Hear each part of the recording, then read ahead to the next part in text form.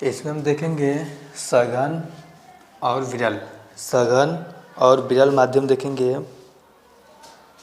यहाँ पर हम देखेंगे सघन तथा विरल माध्यम।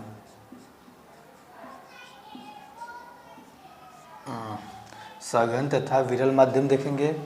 इसमें क्या जानेंगे, पहले कहेंगे क्या, यदि दो माध्यम है हमारे पास, हम कहेंगे क्या, यदि दो माध्यम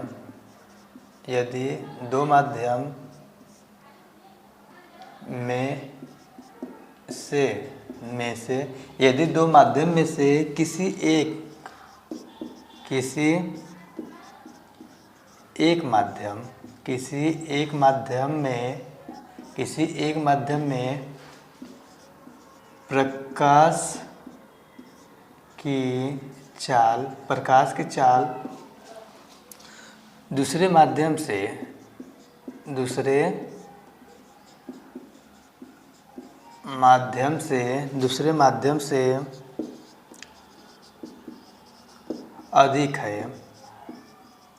अधिक है तो पहले माध्यम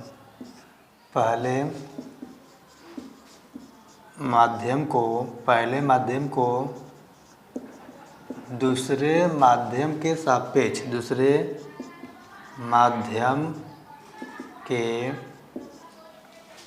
सापेक्ष विरल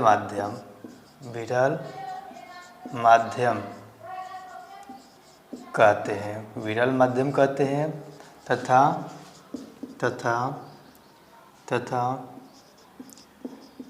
दूसरे माध्यम को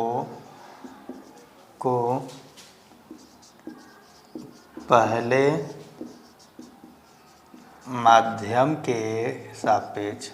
माध्यम के सापेक्ष सघन माध्यम